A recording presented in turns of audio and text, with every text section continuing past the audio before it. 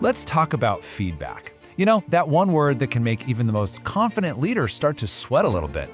We all know we're supposed to give it, but are we actually any good at it? Well, today we are going to dive into the art of giving feedback that really works.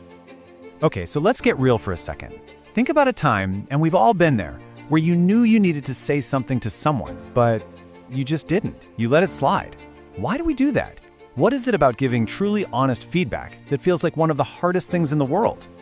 All right, that hesitation we were just talking about, it's not just you, I promise. It's a totally universal hurdle. In fact, our source material has a perfect name for it: the feedback stumbling block. And honestly, that name just hits the nail on the head, doesn't it? And let's pause on that phrase for a second. Think about the words. It's not a feedback challenge. It's not a feedback hurdle. It's a stumbling block. That word implies something that can totally stop you in your tracks, right? Something that can trip up even the most experienced leaders and bring everything to a grinding halt. So what's behind this? What's actually building the stumbling block? Well, a huge piece of the puzzle is this cultural idea of saving face. You know what I'm talking about? It's this deep-seated need to preserve your reputation and avoid embarrassment at all costs. And when a whole culture decides that's more important than being direct and candid, well, giving truly honest feedback becomes next to impossible. Okay, so if being direct is off the table for so many of us, what do we do instead? That's what we need to look at next, getting beyond the typical, and let's be honest, pretty unhelpful ways we usually handle this.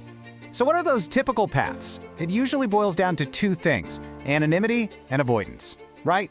We either just say nothing at all, which solves exactly zero problems, or we hide behind things like anonymous surveys. And sure, that might feel a little safer in the moment, but all it really does is breed mistrust and stop a real, actual conversation from ever taking place. And this is where it gets really clear. We have a choice. On one side, you've got what we can call the common path. It's all about avoidance, anonymity, and saving face. But there's another option, the fierce path. And this path, it flips the script entirely. Instead of avoidance, it demands courage. Instead of anonymity, it demands honesty. And instead of saving face, it demands candor. It is a complete and total shift in how we approach this. Okay, so that sounds great, right? How do you actually start walking down that fierce path? Well, it all starts with a new framework, one that's designed to be our guide, and it's called Fierce Feedback. And look, this isn't just some fluffy advice about being brave and, just hoping it all works out. No way. Fierce feedback is a real structured framework. It's a method, a process you can actually learn and use to turn those difficult, scary conversations into something genuinely productive. So how does it work? Well, fierce feedback is built on three really powerful pillars. First up, it has to be honest. And by honest, I mean clear and super specific. No more hiding the real message in vague, fluffy language. So instead of saying, maybe we could punch this up a bit, you'd say, your report missed the key data on Q3 sales. See the difference?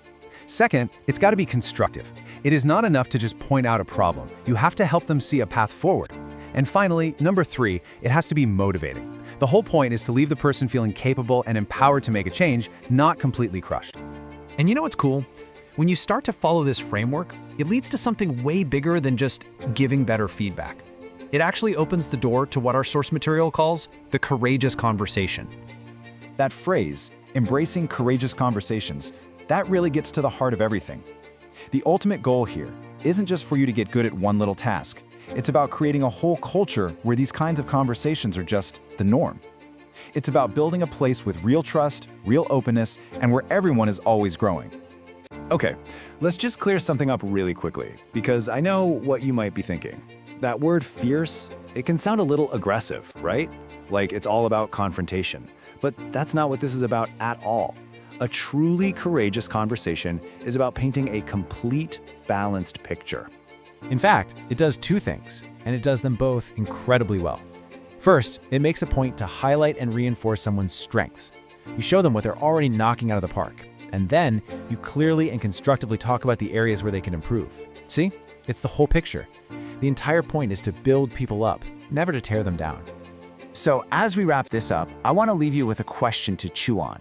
Just think about the last piece of feedback you gave someone, or maybe the last one you got. Was it a bridge? Something that connected you and helped you both grow? Or was it a wall? Something that created distance and made someone put their guard up? Because as we've seen today, that choice, it's entirely up to you.